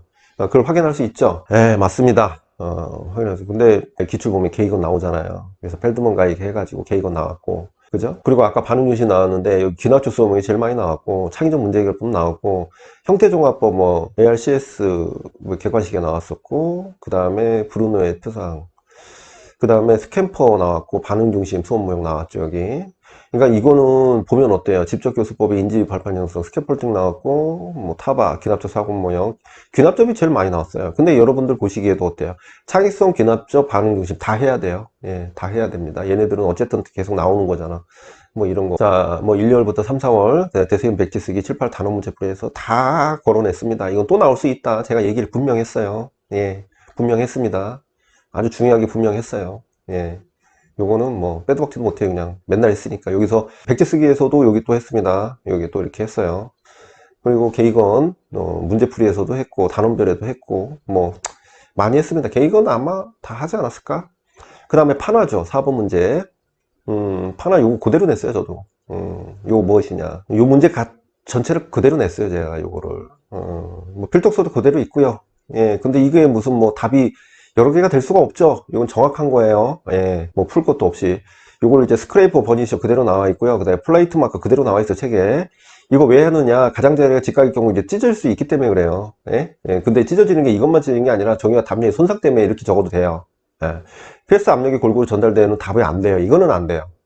그러니까 왜 그러니까 이걸 하면서 문제점을 쓰라고 그랬지, 이거는 하는 방식의 어떤 이유를 쓴 거니까 이건 안 돼요. 그래서 요것만 됩니다. 보시면 그대로 나와 있어요. 버니셔 나와 있죠. 예, 프레드 마크를 해서 요 부분 부드럽게 해줄 때 쓰고, 그 스크레이퍼로 다시 한번 해주고, 그 플레이트 마크 나와 있죠. 그 다음에 베벨링이라고도 합니다. 이렇게 나와 있고, 뭐, 요 그대로 나와 있으니까 뭐 대표적인 책이 나온 거예요. 그리고 기출 보시면은, 예, 옹파나 뭐 하면서 나와 있어요. 그리고, 예, 하드그래, 소프트그래도 요거 할 때도 그대로 냈죠. 자, 근데 기출은 뭐, 약간 맥락적으로 이어지진 않아요. 심마 여기 보시면은, 동판에서 플레이트 마크를 거친 줄과 고운 줄 해가지고 한다. 여기서 이제 동판 상당히 나와 있죠. 예. 해가지고, 예, 많이 강조를 했었습니다. 종이 찢어진다 뭐 하면서 계속 설명했었고, 그 다음에 문제풀이에서도 이렇게 했죠. 그래서 플레이트 마크를 거친 줄과 고운 동판 갈게 한다. 그리고 도구에 대해서도 물어봤어요. 그죠? 예. 또 물어봤네. 네, 너무 많이 물어봤네, 제가. 예, 플레이트 마크를 거친 줄과 해가지고 비워놓고 쓰라고 했어요. 왠지 나올 것 같아서. 자, 그럼 여기서 판면에 하는 이유를 쓰시라고 했죠, 여기. 예, 판면에 가해지는 압력을 나타내주는 역할을 하는데, 플레이트 마크가 없이 가장자리가 그렇게 되면은 찢어진다. 이렇게 물어봤어요. 그래가지고 이게 답안 이렇게 착착하게. 똑같이 냈지. 요거는 모의고사네. 4점짜리라고 한 거 보니까. 자, 5번 갑니다. 자, 5번은 두 교사의 대화. 그래서 뭐 어쩌고저쩌고 나오는데 이제 감상 수업에서 뭐를 추천합니다. 뭐 평가에 대해서 나온 거죠. 연구보고서법.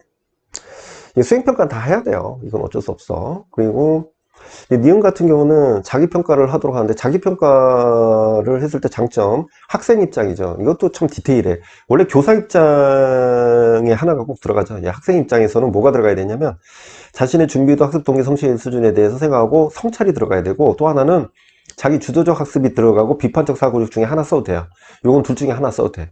예, 두 개 다 안 들어가도 요 하나, 둘 중에 하나. 자기 주도적 또는 비판적 사고력. 요거는 책마다 이렇게 하나씩 써 있는 것도 있어. 그래서 요거는 아마 답으로 되고, 디귿번 같은 경우는 자기평가에서 평가방에 적용할 수, 예를 들어서 뭐뭐는 제작 과정에서 산출된 스케치나 습작, 완성작을 한 곳에 모은 것이죠. 장시간 동안 수행한 과제의 모음집. 자, 수행한 과제의 모음집이다. 이렇게 얘기해요. 제가 처음에 이거 딱 대충 보고 애들 물어보길래 이거 뭐 프로세스 폴리오는 아니냐? 이거 프로세스 폴리네. 이렇게 했는데 살짝 헷갈린 거지. 그러니까 여기 보시면 핵심이 뭐냐면 스케치나 습작, 완성작 요게 이제 핵심이에요. 예. 여기까지는 포트폴리오네요. 예. 여기서 프로스폴리오는 이거 외에도 더 들어가요. 그러니까 그걸로 봐야 될 것 같아요. 그리고 수행한 과제 모음집이다. 예. 제가 그냥 지나가는 말로 이거 뭐 이거 왜 이렇게 썼지? 막 하면서 내가 막 야단쳤거든요. 쏘리 예, 미안해요. 그래서 요거는 예, 포트폴리오로 하는 게 맞다. 자, 기출 보시면은 보면 예, 요거 좀 약간 크게 할게요. 예, 이렇게 봤을 때 그러니까 요걸 다 했었던 거잖아요. 예, 어려운 문제는 아니었고 문제는 뭐냐면 평가라는 관점에서는 수행평가가 계속 나왔어요. 그래서 수행평가 계속 나왔고 포트폴리오 토론법의 장점 나왔었고 평가상 유의점에서 연구보수의 타당성 해서 연구보수 나왔고요. 평가상 유의점 이런 거는 뭐 교육과정이고 그 다음에 실기 타당도 뭐 평가기준 평가 글레이즈 수업 모형의 평가기준 나왔었고 뭐 가드나의 평가도 과정폴리오 프로세스 폴리오 나왔고 그 뒤로 가가지고 수행평가 또 최종기준표 나왔고 포트폴리오 최종기준표 수정해서 나왔고 루브릭 일화기록법 나왔었고 평가 유형 중거 참조 성장지향 평가 이것도 했었는데 다 나왔었어요. 그러니까 이건 또 이게 계속 반복적으로 나온다고 볼 수가 있죠. 이거는 맥락이 있습니다. 자, 뭐 그랬을 때 우리가 요렇게 뭐 이렇게 배치 쓰기 해가지고 포트폴리오 요거 보시면은 요대로 쓰면 돼요. 요거는 요대로 포트폴리오가 요거는 아무래도 조금 뭐랄까요, 요거까지 쓸 수 있어야 되니까 요대로 쓰고 요거 다 쓸 수 있어야 되죠. 솔직히 다 쓸 수 있어야 돼. 연구보수고 나오고 이건 더 디테일하게 나올 수 있으니까. 그리고 뭐 프로세스 폴리오하고 장점 포트폴리오 이렇게 나왔습니다. 요거는 뭐 다 했던 거. 필독서 근거 볼게요. 필독스 근거를 앞에다 놔야 되는데 여기 들어갔네. 이제 교과서도 제가 보니까 교과서에서 이제 프로세스 폴리오 뭐 제작 과정에서 뭐 포트폴리오 그래서 자기 실력을 보여주는 이력이나 경력 완성된 작품을 모아둔 작품집이다, 과제집이다, 뭐 이렇게 갈 수가 있어요. 뭐 하면서 여기 나와 있고 포트폴리오는 일반적으로 평가에 자신 쓰거나 작품을 지속적으로 체계적으로 모아둔 개별 작품집 호는 서류처리다. 이게 핵심입니다. 예, 요걸로 우리가 확인할 수 있고요. 그리고 미술에서 포트폴리오는 자신이 만든 지속적으로 모아둔 일종의 작품집으로 해서 요게 이제 핵심 키워드. 예, 그죠? 아주 중요한 내용이 나와 있으니까 요 핵심 키워드로 보시면 돼요.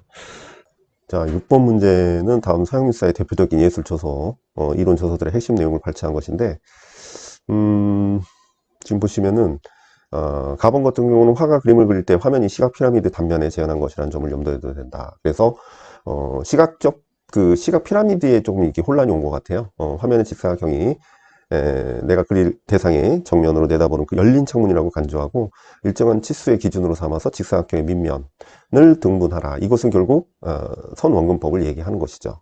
나번 같은 경우는 예술의 종말, 이거 다 아는 것이고 단토에 제대로 나온 거고, 다번 같은 경우는 그리스가 나왔네요. 그리스의 그 고귀하고 단순함, 그리고 고유한 위대함이다 라고 하면서 이제 그리스 미술에 대한 강점을 얘기를 했고, 그 다음에 라번 같은 경우는 예술의 순성, 그래서 매체가 지닌 한계를 기꺼이 수용하는 데 있다. 그래서 우리가 이제는 그 모더니즘의 그 그림법의 내용이 나와 있습니다. 우선 저술된 시대에 따라 가라의 순서대로 제시하라고 했고요. 그 다음에 저자가 제안한 화면 구성 방법, 가번 같은 경우는 요거 알베르트의 얘기를 하는 것이고요. 그 다음에 나번 같은 경우는 기억을 가리키는 예술 작품이 무엇인지, 뭐 요거는 다 했겠죠. 이건 블루 상자가 되겠고, 그래서 요것도 헷갈려서 하나 틀리면 틀려도 다 대부분 쓸 수 있는 문제라고 볼 수가 있어요.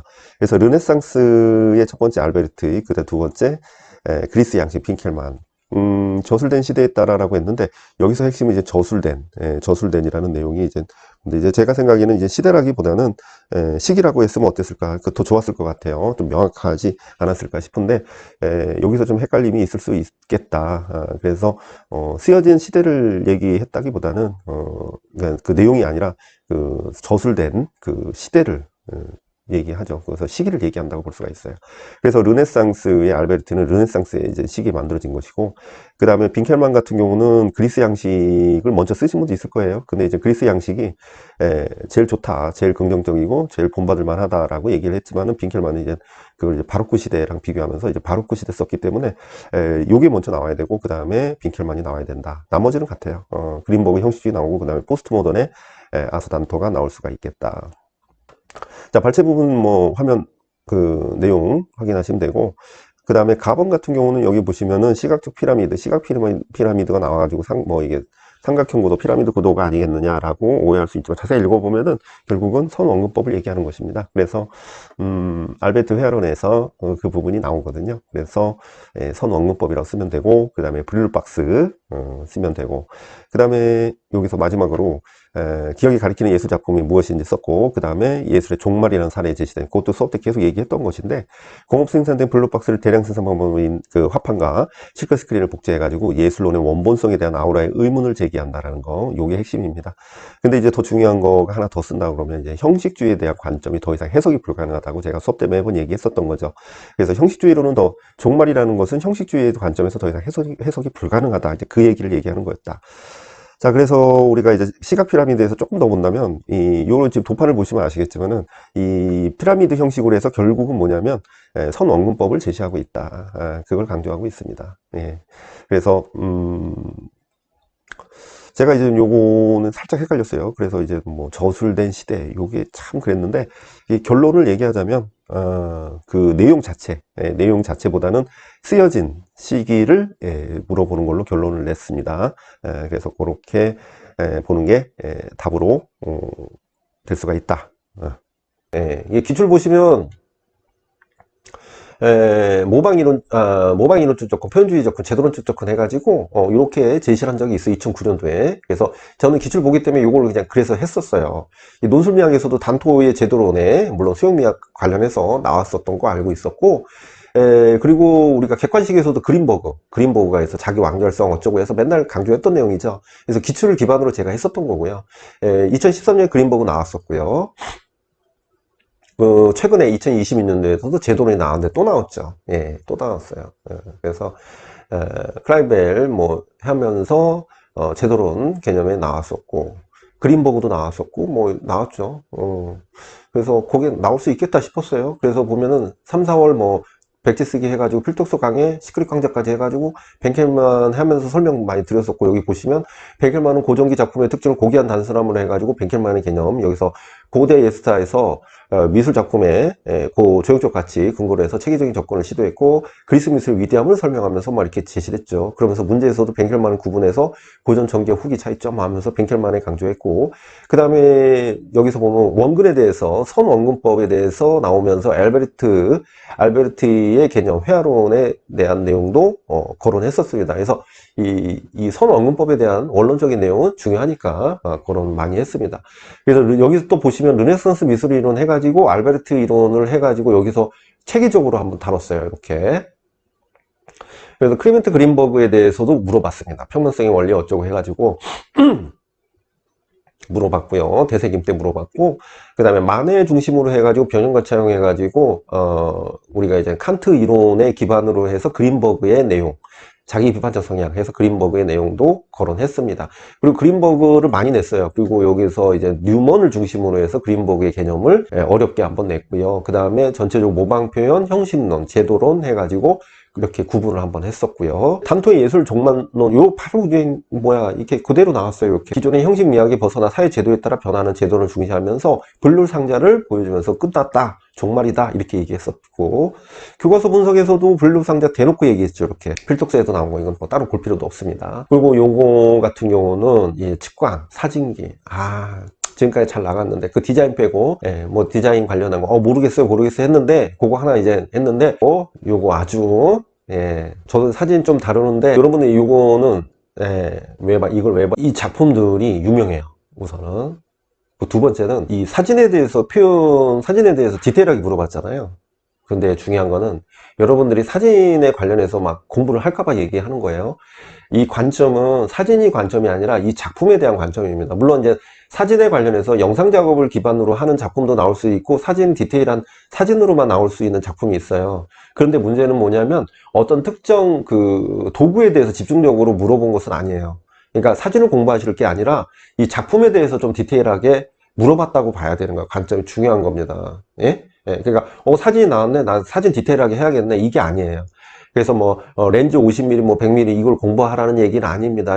그렇게 보시면 안 돼요, 이거는. 그래서 과외 촬영법의 셔터 스피드를 측면에서 쓰라고 했는데, 이 사람은 그냥 셔터 스피드를 그냥 열어놓은 사람이에요. 그래서 오늘 흔히 그냥 속된 말로 이제 비타임이라고 하죠. 이제 그걸 많이 사용했는데, 자, 영화가 시작되면서 어둠 속에서 스크린빛이 최대한 많이 필름에 투과시키기 위해서 조리개를 활짝 열어버려요. 그래서 비타임이라고 하잖아요. 근데 그 방식을 쓴 사람이에요. 그래서 셔터를 열고 영화가 끝남과 동시에 그 셔터를 닫는 방식으로 계속 열어놨다는 거예요. 그래서 예, 이런 식으로 되는 거죠. 그 다음에 기억병 같은 경우는 뭐냐, 측광. 예, 측광은 뭐냐면 사진에서 측광을 잘못할 경우에는 중요한 대상이 어둡거나 밝아져서 대상을 알아볼 수 없기 때문에 정확한 측광을 선택하면 정확한 빛의 양과 노출로 영상을 찍을 수 있기 때문에 그래요. 그래서 사진의 측광은 조리개, 셔터 스피드, 감도를 통해서 밝기의 양을 말하는 거거든요. 그래서 그러니까 이런 거는 사진기를 디테일하게 공부하라는 것은 아니고 이 작품에서 그런 측광이나 이런 것들을 얘기를 하기 때문에 덩달아 물어본 거라고 봐야 되는 거죠. 자, 그래서 두 번째로는 요걸 물어본 건데, 레인지 파인더, 그 다음에 50mm 렌즈를 물어본 건데, 이 사람은 순간 포착을 하기 위해서 주로 했던 작가인데, 이게 교과서에 나온 작가예요. 그렇다고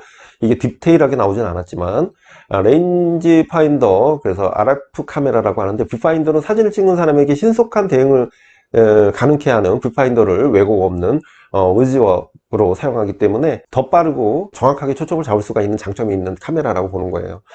화면 화각은 작은데 순간 포착이 좀 가능하다고 하네요. 그리고 파인더에 그 블랙아웃이 없다. 찰칵하면 이제 깜빡하는 그런 것이 없다라는 뜻이죠. 예.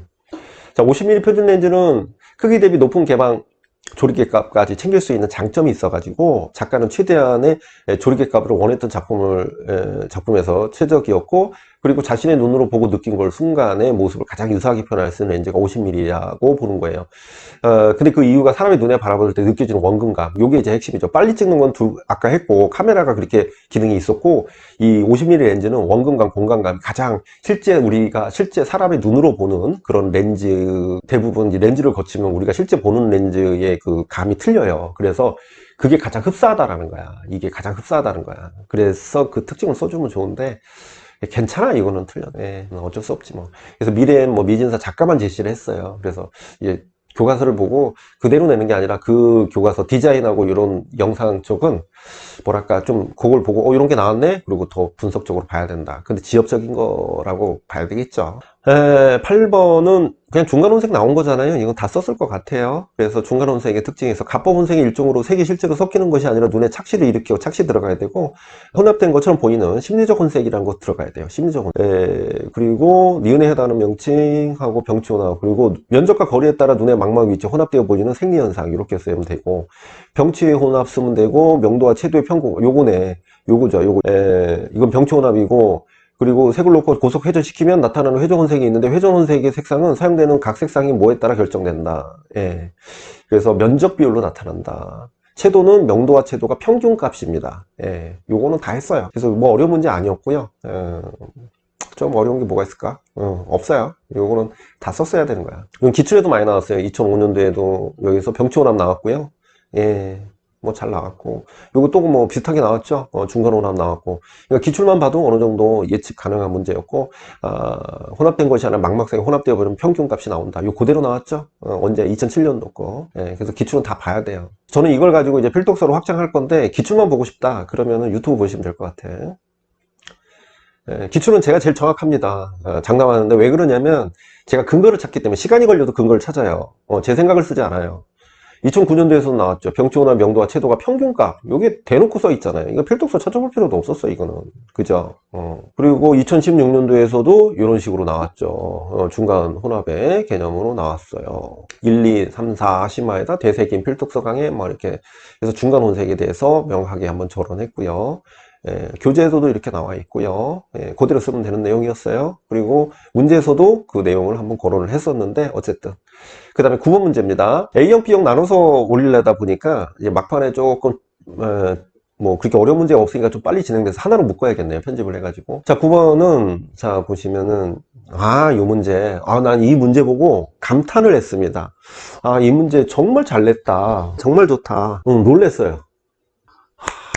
이게 진짜 잘 냈어. 문제 네, 반성합니다. 이 문제 이렇게 냈어요.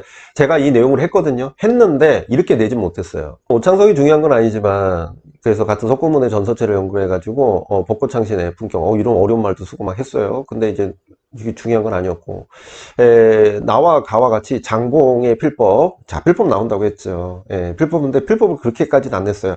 기필과 수필에 있어서 각이 없는 운필에서, 여기 중요한 건 각이 없는 운필이죠. 얻어진 무엇을 사용했다. 각이 없다고 하는 거니까 전절 중에 전이죠.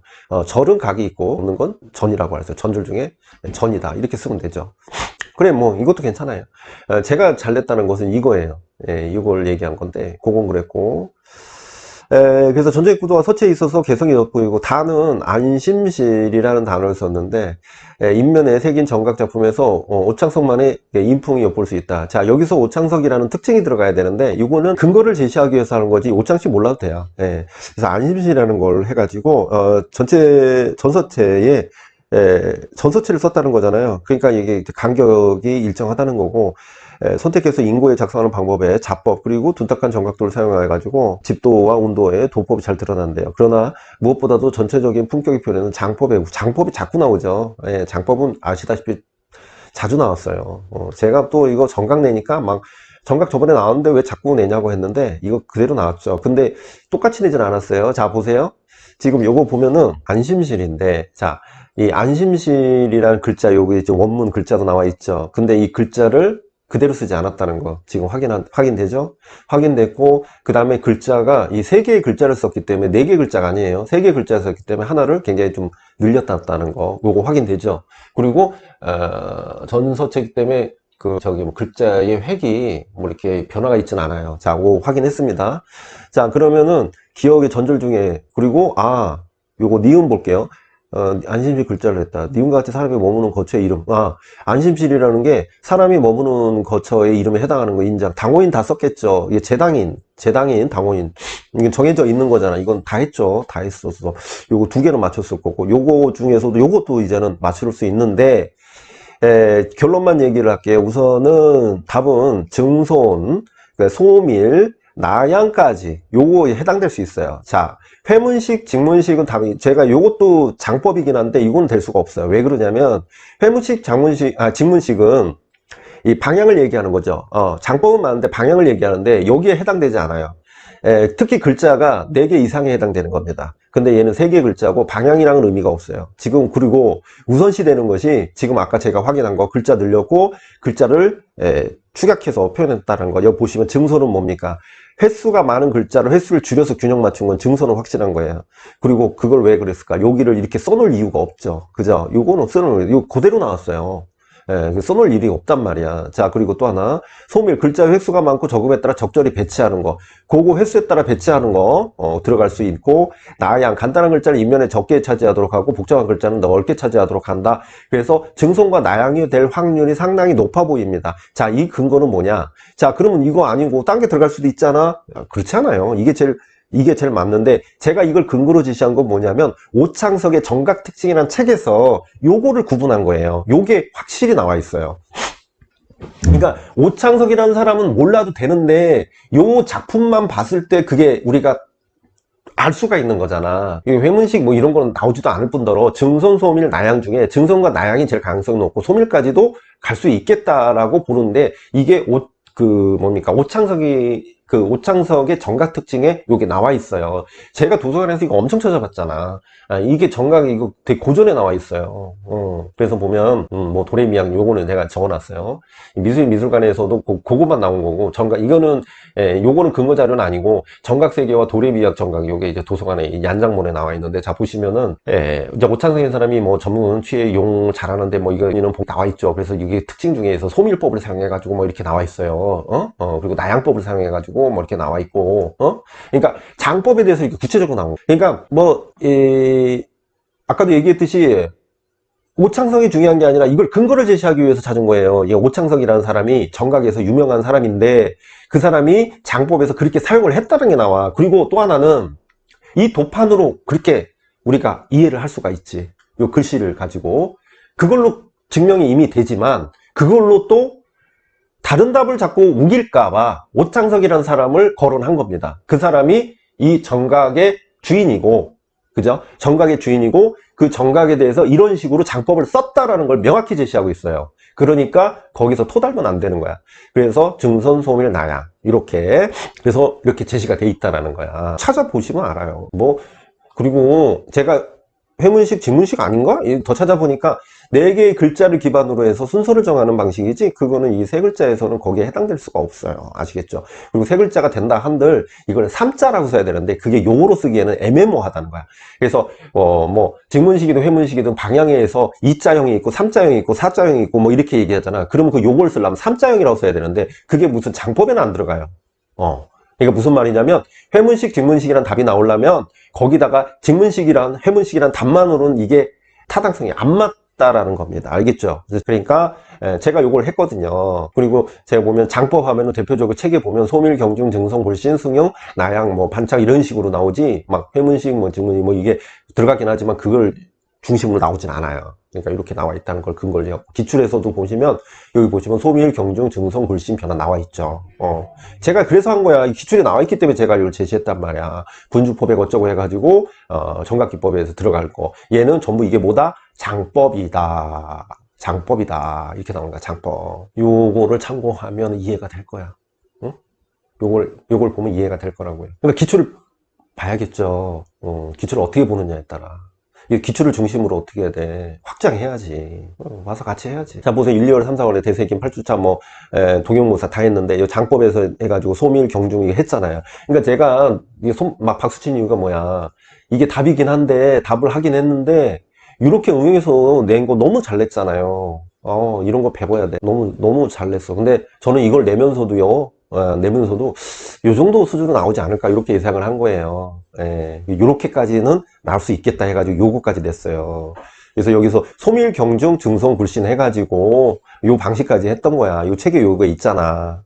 근데 요걸 해가지고 여러분들이 쓰긴 썼더라고요. 다행히도. 잘했습니다. 자, 그리고 요거에 또 모의고사네, 이거는. 그래서 타법, 각법, 마법 하면서 여기 재당인 나왔네요, 재당인. 거주하는 가옥 별장에 일을 붙이고 해서 당호인, 재당인. 그 재당인 또 당호인 나오고, 그죠? 뭐 이렇게 했네. 오케이. 자, 그리고 10번, 10번이네요. 요거는, 이론 때 했습니다, 이론 때. 제 책에 그대로 있어요. 이론 때 했어요. 요거, 제 책의 기출, 요게 그대로 있죠. 요런 거 그대로. 요거 책만 봐도 그대로 풀 수가 있는 문제였는데, 뭐, 괜찮았어요. 이 문제도 괜찮아. 그러니까, 뭘 물어보는지를 알면 괜찮은 문제다. 그러니까, 중국민사 2세까지 해야 되느냐, 뭐, 이런 관점은 조금 벗어났다고 보는데, 뭘 물어보고 싶었는가의 관점으로 봤을 때 문제 괜찮다. 이제 뭐 조명부 고2를 따졌기 때문에 고2 또 나온 거고, 기출에 나왔었던 건데, 뭐랄까, 도파만 달라서, 다르게 해서 나왔다. 자, 그러면 첫 번째, 고계지가 동진의 사유여의 일화를 그린 방식을 따랐다는데 그 이유 쓰라는 거잖아요. 그 이유를 쓰면 밑줄친 니은의 특징이 뭐야? 복고적인 화풍을 찾아서 여기서 복고적인 거 찾으라고 하는 거잖아. 문제 괜찮죠? 이 정도면. 좋죠, 요거는.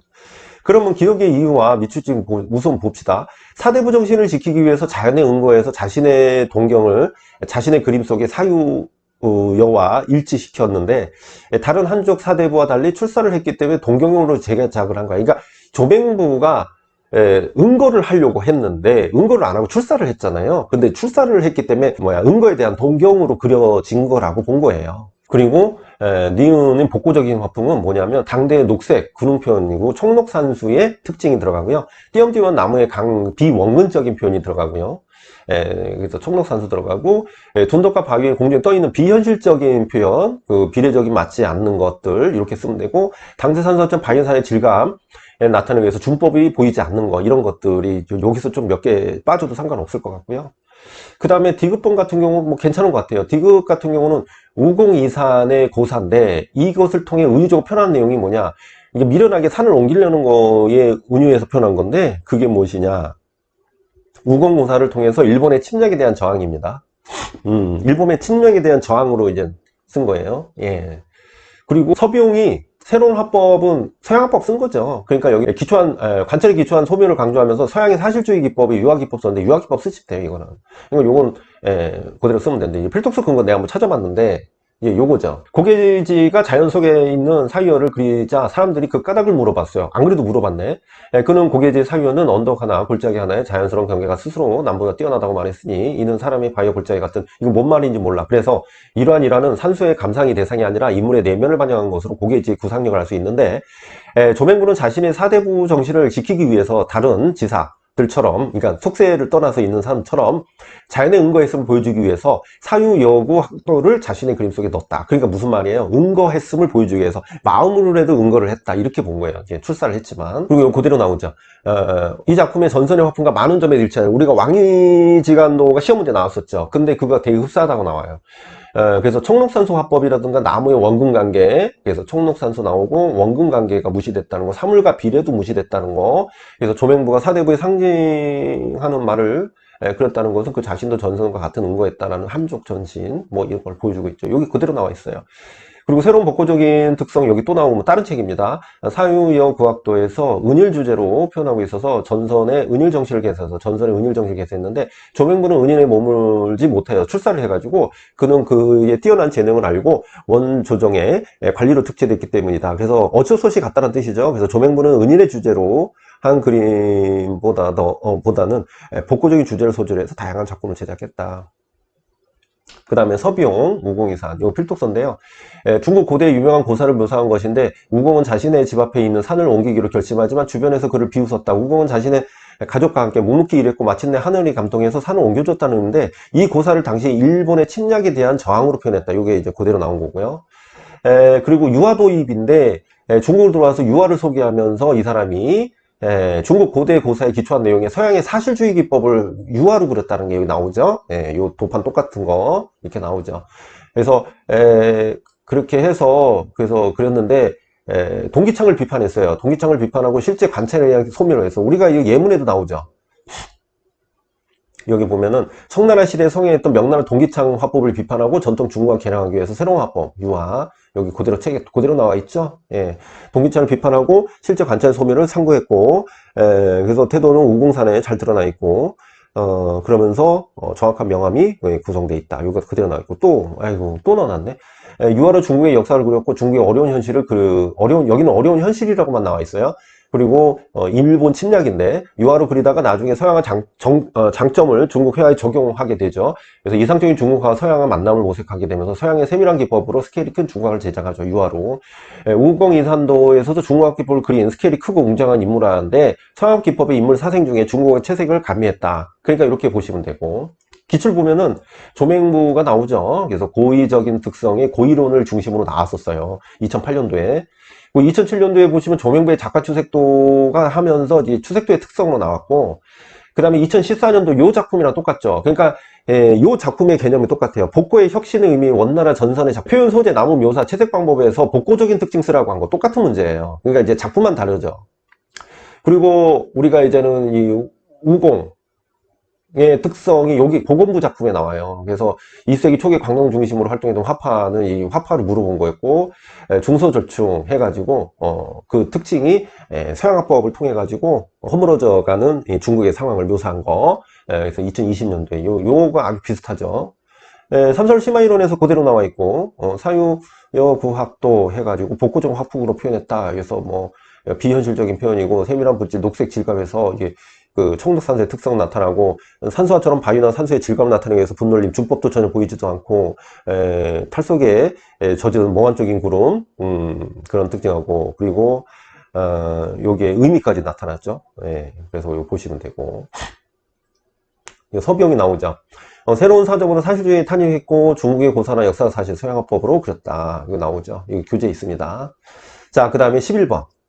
11번은 교육학 문제네요. 교육학 문제 나왔습니다. 간해가 나왔어요. 이 간해는 다 썼을 거 아닙니까? 이거 전 문제로는 내지 않았어요. 간해는. 근데 객관식에는 간해가 나온 적이 있습니다. 근데 뭐 전 거론은 안 했는데, 여기 보시면 뒤 브루너 간해가 이렇게 나와 있어요. 교육학 문제라고 봐야 돼. 이 간해 나오죠. 간해 해가지고 문제 나왔었어요. 이게 뭐 뜬금없는 건 아니죠. 근데 수업 사태 쓰면 되고, 이 내용 쓰면 되는 거였어요.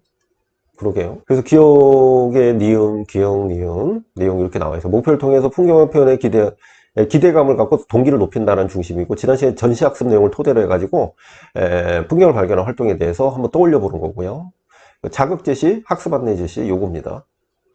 굿! 여러분들도 기출 중심으로 제가 이제 할 때 따라서 하시면 되고, 저는 여기서 욕심을 더 내서, 기출을 기반으로 하되 거기서 필독서를 확장시키고, 기본 이론 시간에서도 역시 필독서를 반영으로 하고 있고, 그리고 5, 6월 달에는 솔직히 이게 3, 4월에는 되새김을 통해서 좀 그걸 암기를 해야 되고, 5, 6월 달에는 필독서를 통해서 암기를 해야 되고, 이해를 해야 되고 해야 되는 거예요. 이제 지금 보시니까 어때요? 기출을 많이 봐야겠구나 이런 생각 들죠. 저도 기출을 중심으로 계속 반복적으로 하다 보니까 이런 관점으로 필독서와 기출 상당히 중요합니다. 그래서 이렇게 정리를 하면 될 것 같습니다. 여러분들이 앞으로 공부하는 방향성에 도움이 되라고 이렇게 영상을 찍었고요. 그리고 되게 혼란이 있을 만한 내용 근거자료 제시했으니까 확실히 그 근거자료는 더 늦게도 막 100페이지 될 것 같아. 근데 여기에 이제는 될 수 있는 좀 다른 거랑 비교해서 아, 이 답이 되겠구나라는 걸 대표적인 걸 넣은 거기 때문에 여러분들이 요거 하나로만 뭐 이게 답이 될 수 있겠나 근거가 되겠냐 그게 아니에요. 저는 다 보고 그 중에서 대표적인 것만 샘플만 넣은 겁니다. 그러니까 여러분들이 의심할 여지가 없어요. 그러면서 뭐 근거도 제시하지 않은 답을 가지고 그게 답이네 만에 할 이유가 없다라는 겁니다. 다시 한번 얘기하지만 이 바탕으로 해서 이 문제 유형 우리가 예전에는 그것을 이제 기법적인 것만 물어봤다 그러면 그걸 배경적인 걸 넘어서 어떤 사상적인 것이라든가 어떤 사람의 어떤 이름에 대한 용어에 대한 어떤 기원까지 물어보고 있다는 거 그건 어떻게 공부해야 돼요? 필독서에 관련된 관점이라는 겁니다. 자, 그렇게 하시고 집중적으로 이 자료는 카페에 올려놓을 테니까 보시면서 하시면 좋을 것 같습니다. 자, 그러면 오늘은 여기까지 하고 다음 시간에 한 2주 뒤부터 이제 기출을 하나 둘씩 올리고 기출이 안 올라오면 요구사전 올라오고 그냥 무작위로 찍으려고 하는데 여러분들이 좀 이게 호응을 해서 구독도 하고 좋아요도 눌러주시고 그렇게 하면 제가 더 힘을 내서 열심히 하겠습니다. 그리고 실제 수업에서도 만날 수 있으면 만나서 같이 소통하고 했으면 좋겠네요. 자, 그래서 오늘은 여기까지. 감사합니다.